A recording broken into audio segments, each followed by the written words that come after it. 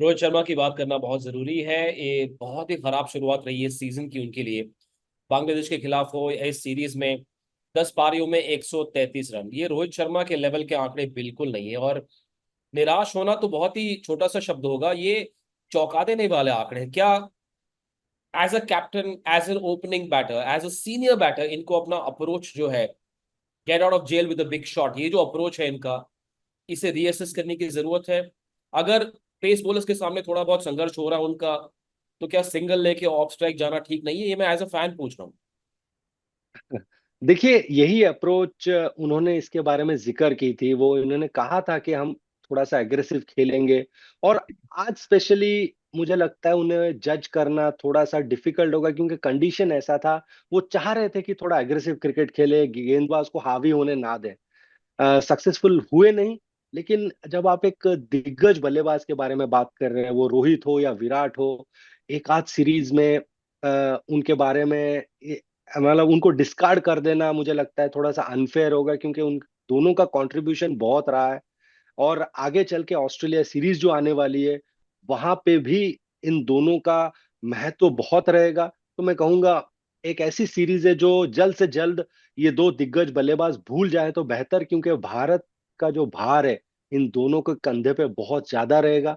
हाँ, हम जानते हैं शुभमन गिल है, ऋषभ पंत है, लेकिन भारत को अगर आगे बढ़ना है, अगर फिर से वो इतिहास रचना है जो पिछले दो बार जो वहां पे गए थे और उन्होंने इतिहास रचा था, उसको अगर कायम रखना है, तो मुझे लगता है इन दोनों को ये जो सीरीज है भूलना होगा।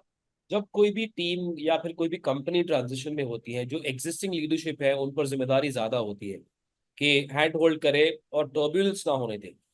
ये टर्बुलेंस हो रहा है क्योंकि जो बड़े सितारे वो रन नहीं बना पा रहे हैं।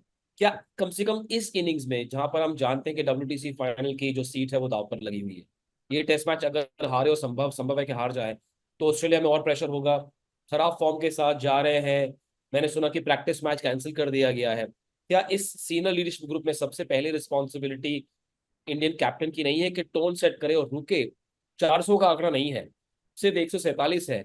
अगर वो रुकते भी हैं तो बड़े शॉट तो ऑन डिमांड कभी भी वो लगा सकते हैं। तो ये एक्सपेक्टेशन होती है फैन की कि सर रुक जाइए थोड़ा सा, रन तो आ ही जाएंगे बाद में। नहीं ऐसा नहीं, नहीं कि सामने एब्सोल्युटली। शेन वॉर्न या मुथैया मुरलीधरन है।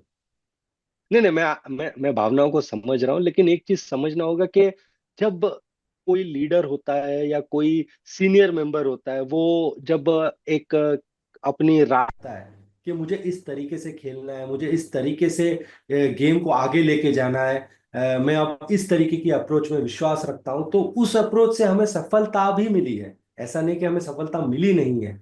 तो मुझे इसलिए मैं कह रहा हूं कि अगर कोई युवा होता तो आप कह सकते हैं कि शायद बहुत जल्द निर्णय ले रहे हैं। लेकिन रोहित शर्मा इतने सालों से अंतर्राष्ट्रीय क्रिकेट खेल रहे हैं, सब चीज देखने के बाद शायद उन्होंने एक निर्णय लिया, उन्हें सक्सेस भी मिला, तो उस चीज को वो फॉलो कर रहे हैं।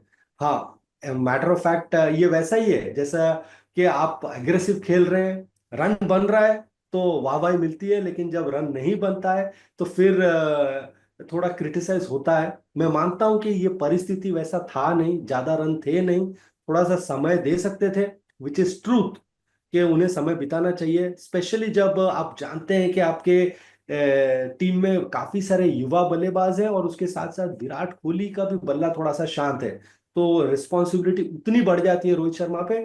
वो मैं मानता हूं, लेकिन फिर वही चीज पे जाना चाहूंगा कि आप सोच के क्या आए थे, आपका विश्वास क्या है। आप विश्वास के साथ चल रहे हैं तो फिर मैं कहूंगा कि फिर वो अपने प्लान के हिसाब से आगे बढ़ रहे थे।